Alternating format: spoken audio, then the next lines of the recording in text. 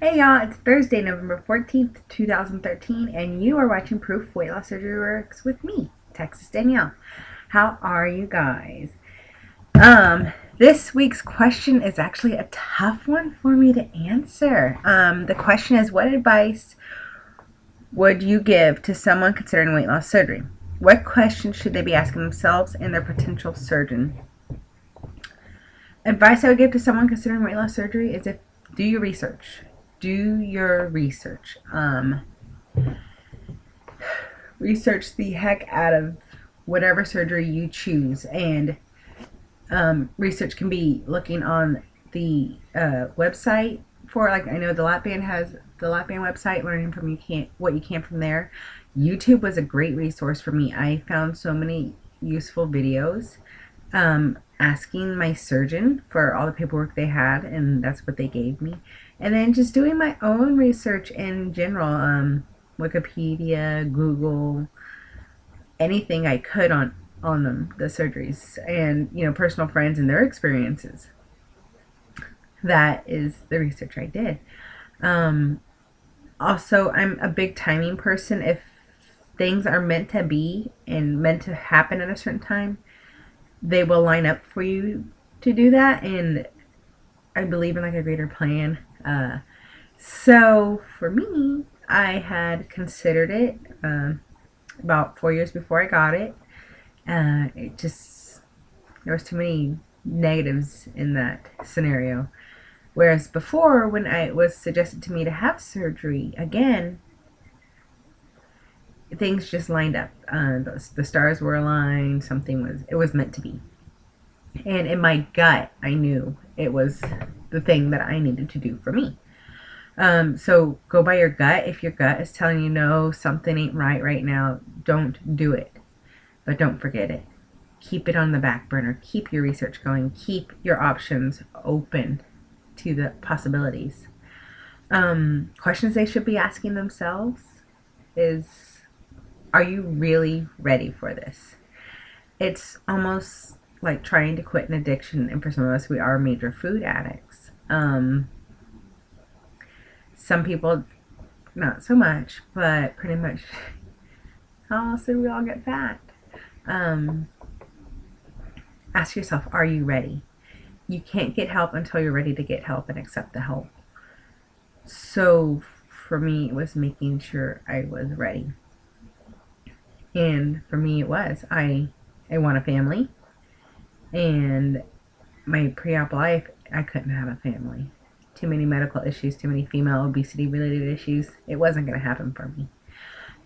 So I was ready to make the change to get what I want later on in life. Whenever I've spoken at a seminar and my weight loss surgeon talks about lap bands, it's very brief, little bloop. My surgeon loves to do Roux-en-Y. He's good at it, but he still does all the other surgeries because he knows not one fits all. And his lap band patients are usually pretty successful because he says, if you can't follow the rules, if you can't do exactly what she does, you can get the lap band, but you will not be successful. He said you have to be willing to change your whole life. And I pretty much have changed my whole life. I'm not perfect, guys. I still eat dessert, and I still have alcohol on occasion. I still am days where I'm lazy and I'm in pajamas all day. But generally, my life has changed. I do not do fast food. Well, I take it back. There's like a few places I do here, but I choose the healthier options. I do not go to McDonald's. I do not go to Burger King.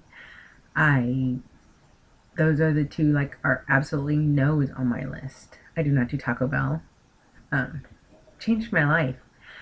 I enjoy exercising. You have to be willing to say, I am ready to be fully committed to this new lifestyle change because what I have been doing has not been working. You need to be willing to change your life and live outside of a different box. I love rules. You give me a rule, I'm going to follow that rule. I like living in my little box. I like knowing my schedule. So for me, it works. It works very well. That's the biggest question, is to ask if you are truly ready to change. Are you truly ready to give up sodas for the rest of your life? Are you truly ready to give up ice cream if you went, let's say you did Room Y and you dump on the slightest amount of sugar? Are you really ready to give up that sugar? Are you really ready is the question you really need to ask yourself. What you need to ask your surgeon is, as much as you can, do that research. There is so many websites you can find so much information on your doctor. It's ridiculous. And with that, also find out, make sure they're on your insurance. If you're trying to go through insurance, make sure they're on your insurance plan. It saves them a lot of money. It saves you a lot of money.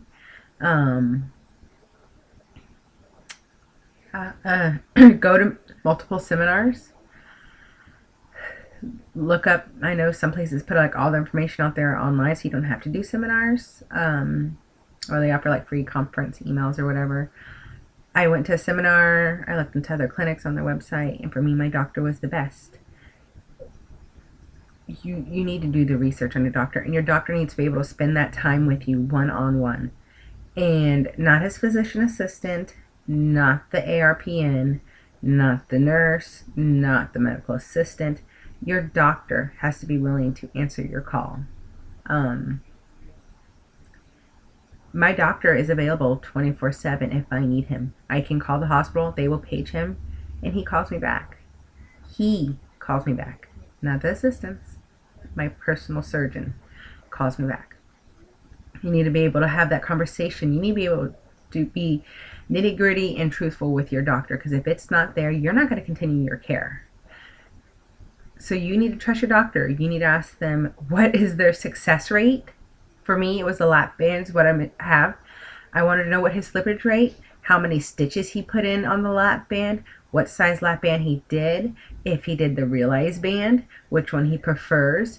Does he flush the tubing before he puts it in? And if so, how many times?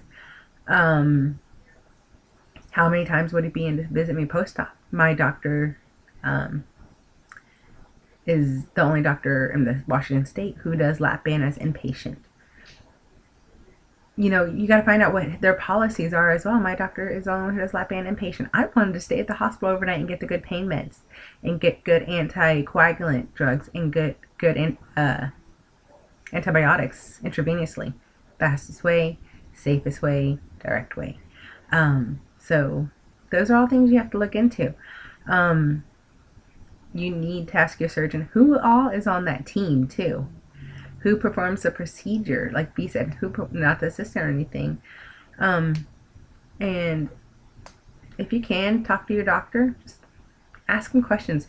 Write down a list and go for your first appointment. Write down a list of questions that you need to ask. But my thing is, you have to have confidence in them. You have to know their success rate. You have to do your research to know, to go in there and tell your doctor, I've seen X, Y, and Z. Do you do X, Y, and Z? Why not? Or why do you? Which do you prefer? What's your success rate? What's your slippage rate? What's your leakage rate for the other surgeries? All things you need to ask before you can go to your surgeon. It's not like going to get a pedicure down at the street at the nail salon. All right, it's major surgery. Someone also, another thing, if you're considering weight loss surgery, consider the recovery time. I was overzealous. I didn't think it'd be, like, no big deal. I had ankle surgery last year. That was more invasive, open surgery. This was laparoscopic, and this was a lot worse than ankle surgery and being bedridden in 6 months. I wasn't mobile. Your girl was on the pain meds, and I wasn't mobile. I couldn't bend and tie my shoes from the gas in my stomach. So consider the recovery time, and if your company allows you to take a longer recovery time, take it. Worst comes to worst, you go back to work early. You need to ask yourself, do you have what it takes financially to change your lifestyle? I understand. The price point of our groceries now and then is kind of the same, but the switch over is what was the hardest part for me in the beginning, is switching over to buying so much more milk, so much protein powders, protein supplements, vitamins. I didn't buy vitamins beforehand. So you need to ask yourself, can you afford that switch over period real quick? And if you can't, then save up. and do it a little bit later, a couple months later once you save up. So it's not that hard. I realize I'm like all over the place, guys, because truthfully, I was like, how do I answer this question? For me, it's easier if people ask me a question and then I'll answer it. I don't tend to come up with things on my own.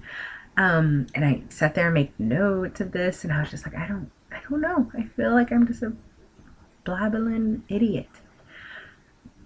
But those are some of the key points I think you should ask your surgeon, ask of yourself, and if you're thinking of weight loss surgery, what you need to think of. That is how I see it. Sorry it's a 10-minute video, guys. Hope y'all have a great week, and I will catch you next week for another Proof Weight Loss Surgery Works. Bye.